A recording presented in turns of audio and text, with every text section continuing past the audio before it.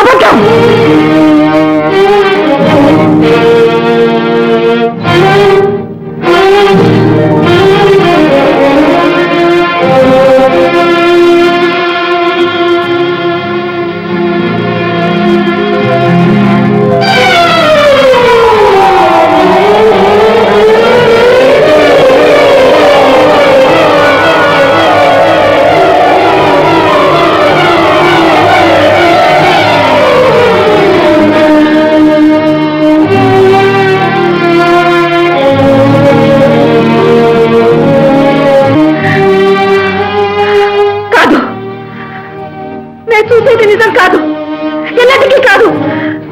మీనా నాకు తెలియకుండా ఎప్పుడు ఇటువంటి పని చెయ్యదు. నువ్వే ఏదో మొత్తం అంత తల్లి నా బిడ్డ గొంతుకి ఉరుతాడు బిగించుంటావు. చెప్పు, నిజం చెప్పు. మీనా అంగీకారంతోనే నేను పెళ్లి చేసుకున్నాను. పెళ్లి చేసుకున్నాట? పెళ్లి ఎవరిని చేసుకున్నావు? అసలు సిగ్గు లేకుండా నా గర్భందుకు పెట్టావు. మర్యాద కాపాడటానికి నీ పరువు దక్కించడానికి. మా పరువు దక్కిస్తావా? అవును. మీనా ఎవరితోనో ముక్కు ముఖం తెలియని వాడితో వెళ్ళిపోయిందని లోకం నవ్వుతుంటే ప్రాణం కంటే ప్రతిష్టనే ఎక్కువగా భావించే మావయ్య ఆ అపనిందను భరించలేక నిజం తెలియక తనలో తానే కూలిపోతాడని ఆయనకు నా మీదున్న నమ్మకం అభిమానం అడుగంటిపోతాయని ఆయనకు నిజం చెప్పి నేను పిరికివాడిని కానని నిరూపించడానికి వచ్చాను. ఎంత ధైర్యం! ఏం చూసుకుని నీకు ఎంత ధైర్యం? కనీసం మీరప్పుడే నిలబడ్డానికి నీకు ఆసక్తలేదే. మీరు అనుకునే ఆ అర్హత ఐశ్వర్యంలోనే ఉందనుకుంటే ఈ రోజు నేను మీలాగా ఐశ్వర్యవంతుణ్ణి. ఏమిటి నీ ఐశ్వర్యం? కళ్ళకు తీసుకున్న 5 ఎకరాలా? ఏమిటి నీ అర్హత? మొండితనమా? తరతరాలుగా వస్తున్న దరిద్రమా? కృష్ణాని వాడేం దరిద్రుడు కాదు. ఇవాళ మనతో సరితూగల ధనవంతుడు. మేనమావుల మీద దావా తెచ్చుకుని వాడి తల్లి ఆస్తి వాడు దక్కించుకున్నాడు. అంటే మీరు కూడా నేను ఆస్తి కోసం ఆశించే మనిషిని అనుకున్నారా? కాదండి, కాదు. ఆస్తి అంతస్తులే కావాలని నేను ఎన్నడూ అనుకోలేదండి. మనమంటే లక్ష్యం గౌరవం ఉన్నవాడే కావాలనుకున్నాను. వాడు దారిలో పోయేవాడైనా సరే నా కళ్ళెదుకుంటూ చాలనుకున్నానండి. దీనికి నా మాట అంటే నేనంటే ఎప్పుడు వినలేదు. ఒట్టి మొండివాడు. దీన్ని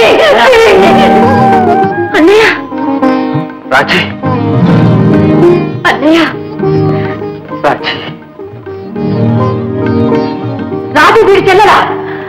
ఎంత నంగనాచివే, ఎంత నాటకమాడా! అత్తయ్య నా మాట వినండి. ఇందులో దాని తప్పేం లేదు. ఇదంతా అర్థమైందండి, అర్థమైంది. ఇదంతా మీ నిర్వాహకమేగా. మిమ్మల్ని నమ్మడం నాది తప్పు. నాకు బాగా బుద్ధి చెప్పారండి, బాగా బుద్ధి చెప్పారు. ఇటు మేనల్లుడు, మేనకోడలు, కళ్ళ కూతురు ఎంత బాగా ఆడారండి నాటకం. అవునండి, మీరంతా ఆత్మబంధువులు కదా. నేను ఒక్కదాన్ని పరాయిదాన్ని.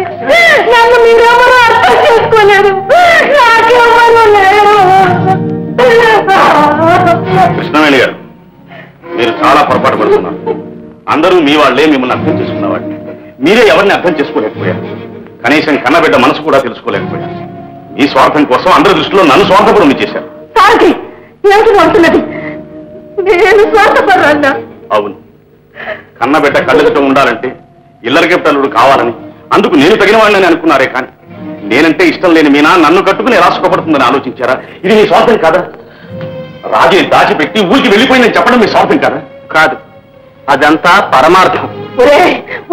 నువ్వేం మాట్లాడద్దు. మీనా, నువ్వైనా చెప్పవే, నిజం చెప్పవే, ఇదంతా అబద్ధమని. నీకు ఇష్టం లేదని నిన్ను బలవంతాన్ని పెళ్లి చేసుకున్నాడని చెప్పవే. మీనా, నేను నీ కన్న తల్లిని కదూ.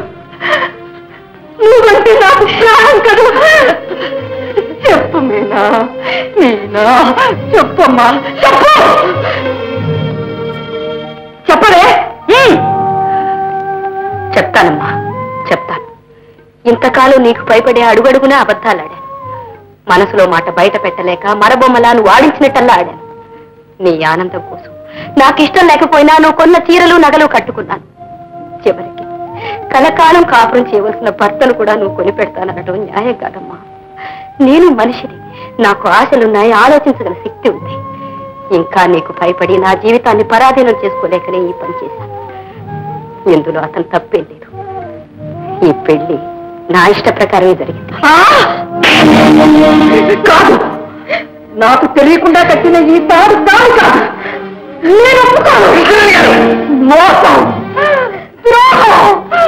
అందరూ కలిసి నన్ను నిలువునా కుంగ తీశారు. ఇదంతా నేను చేసుకున్న పాపిస్తాడా? నన్ను అమ్మానికి నాకు నీ ముఖం చూపించుకో.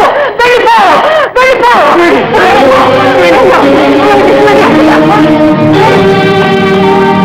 అమ్మా, అత్తయ్య, అమ్మో మళ్ళీ వచ్చాయమ్మా మా ఇంటారు పిట్సు. అమ్మా తల్లి, అనుకుంటూనే ఉన్నారమ్మా. డాక్టర్, ఇన్నాళ్ళు ఏది జరగకూడదని భయపడుతూ వచ్చాను, అదే జరిగింది.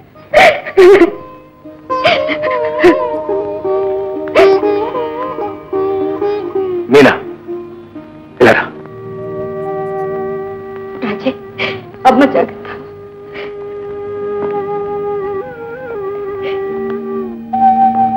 జాగ్రత్తగా తీసుకురండి.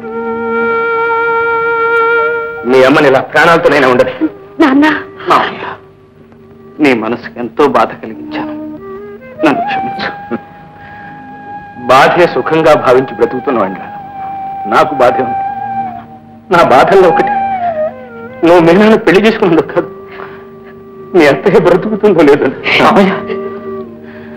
సరే, అయిపోయింది, అయిపోయింది. నువ్వు వెంటనే నీ భార్యను తీసుకుని వెళ్ళి.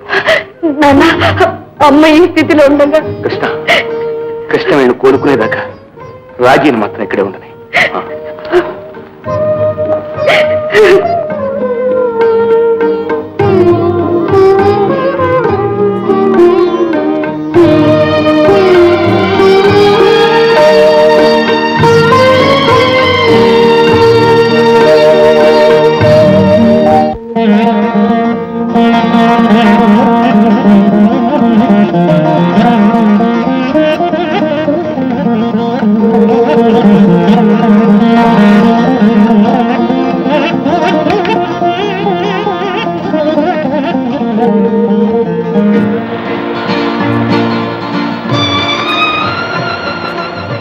నేనా ఏమని మొక్కున్నావు? మా మమ్మీ ఆరోగ్యం బాగవ్వాలని, అత్తయ్యకి నా మీద కోపం రాకుండా ఉండాలని. కోపం ఎందుకు? అమ్మ అంగీకారంతోనే నిన్ను పెళ్లి చేసుకున్నాను.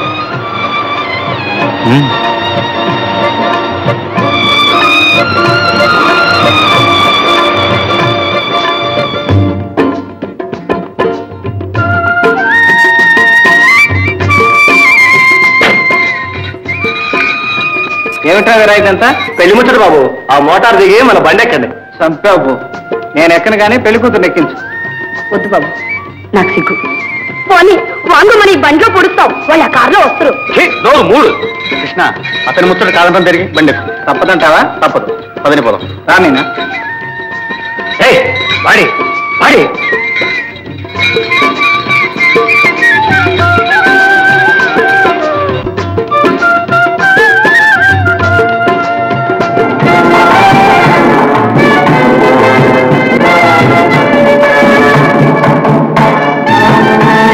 ఏమిట్రా వీరా ఇదంతా?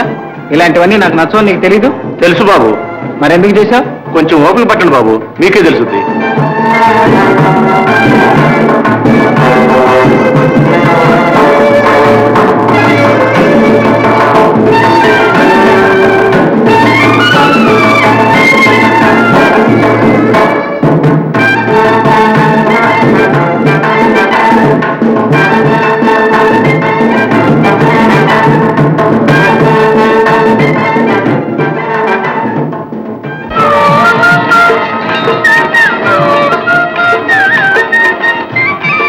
నాన్న, లేమ్మా,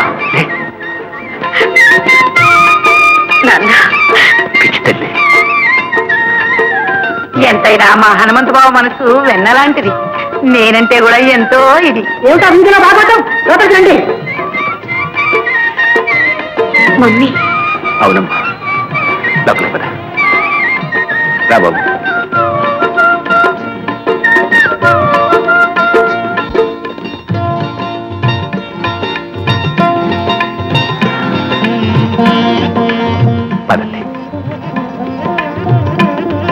రండి. అలా చూస్తూ నిలబడ్డారే, ఎంతమంది కళ్ళు పడ్డాయో ఏమో.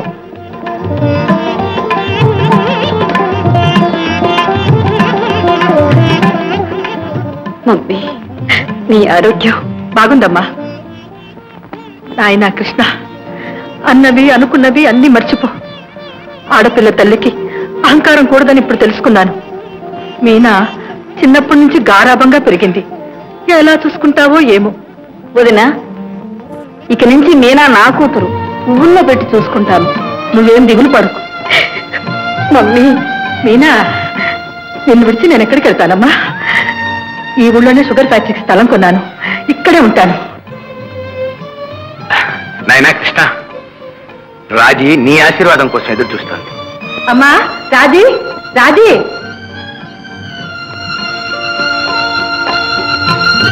రాజీ, శీఘ్రమేవ కళ్యాణ ప్రాప్తిరస్తు. పెళ్ళంటే నూరేళ్ల పంట, అది పండాలి, కోరుకున్న వారి ఇంత పండాలి. పెళ్ళంటే నూరేళ్ల పంట.